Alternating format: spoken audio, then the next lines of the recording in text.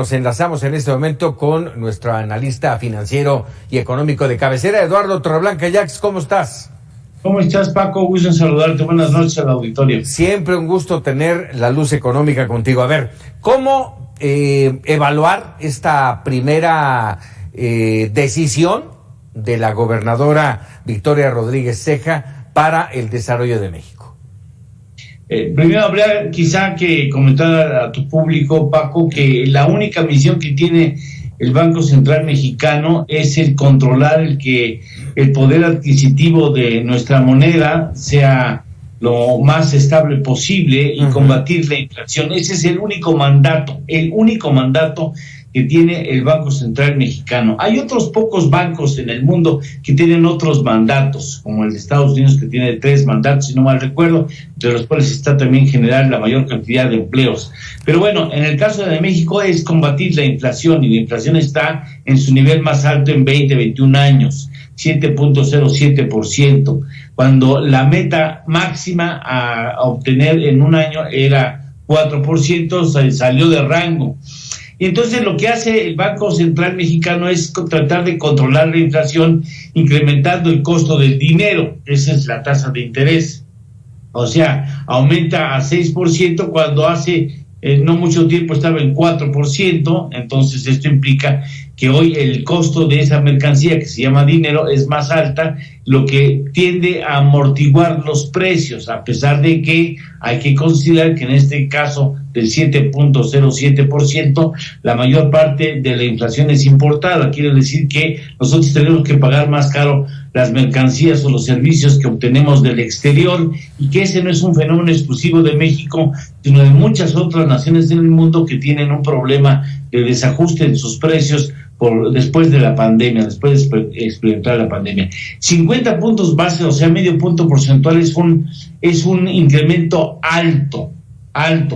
Y ese generalmente lo hacen quienes aplican una política monetaria, digamos, muy estricta, muy severa. A esos ejecutivos del Banco Central se les llama en todo el mundo que son halcones, porque son muy estrictos, muy radicales en sus decisiones. Y hay otros que ven las cosas con un poco más de calma. A eso se les llama en el mundo de las bancas centrales las palomas. En este caso vale la pena decir que de 5 personalidades que toman la decisión y analizan la política monetaria del Banco Central y por ende de México, solamente Gerardo Esquivel votó por incrementar la tasa 1/4 de punto porcentual, 0.25%, y el resto, entre ellos la que se estrena como gobernadora, fue más radical. Dijeron, vamos de una vez por el 50%, porque además no es el Banco de México, Paco, el único banco que toma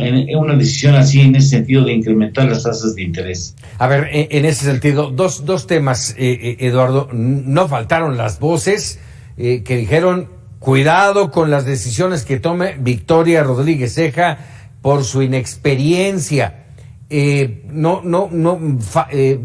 Vaticinaban desastre. ¿Esta decisión es positiva? Pues sí, está cobijada con los otros 4 miembros del Banco Central. Como debe de ser, ¿no? Pues sí, vale la pena decir que el peso que tiene el voto de la gobernadora es el mismo que tienen cualquier otro subgobernador, pero en caso de empate, porque son 5 personas, en caso que sean 2 y 2, quien tiene calidad en el voto, preferencia en el voto, la persona que desempata, digamos, ese empate, si hubiese sido el caso, es la gobernadora. Tiene un voto decisivo en caso de que haya una decisión muy cerrada, ¿no? Pero sí, fue alta la decisión. Tiene una consecuencia, ojo: elevar la tasa de interés más allá de lo necesario puede implicar hacer lenta la actividad económica. La recuperación. El proceso de la actividad económica, en este caso la recuperación, sería más lenta, cuando ya es lenta. O sea, segundo trimestre, tercer trimestre y cuarto trimestre del año pasado fueron con signo negativo, muy pequeño, pero con signo negativo. Ahora, déjame preguntarte, esto se hace para evitar presiones inflacionarias, hasta donde entiendo. ¿Qué impacto puede tener que, por ejemplo, Estados Unidos tenga una inflación de 7.5%, una inflación que no tenía, no sé los datos específicos, 40 años. Sí. 40 años de no tener esta inflación en los Estados Unidos. ¿Cómo impacta en México, que somos una economía con una dependencia importante del dólar?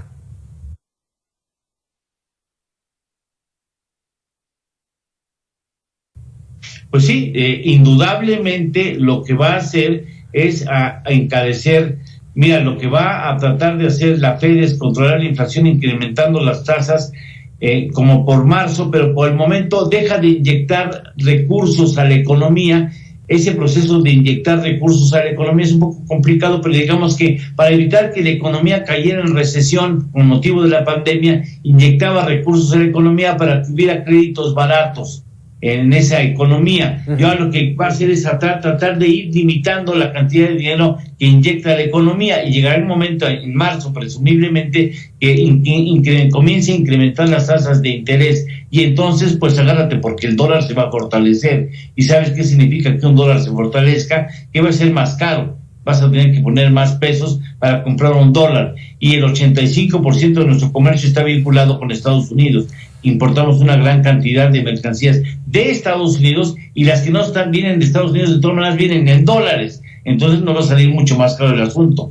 Incrementar también la tasa de interés implica tener que pagar más tasa de interés por la deuda que tú estás emitiendo hacia el interior de la economía. O sea, tiene una serie de consecuencias importantes el mover la tasa. No es enchilamente no es solamente decir, vamos a ponerle medio punto porcentual, no. Y tiene una serie de implicaciones económicas relevantes que se tienden a presentar en los siguientes 6 meses a partir de este momento.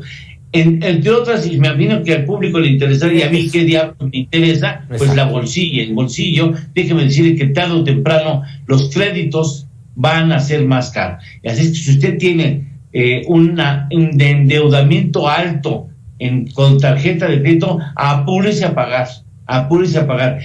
Mi casita, no. Generalmente los créditos hipotecarios están a tasa fija. Revise su contrato.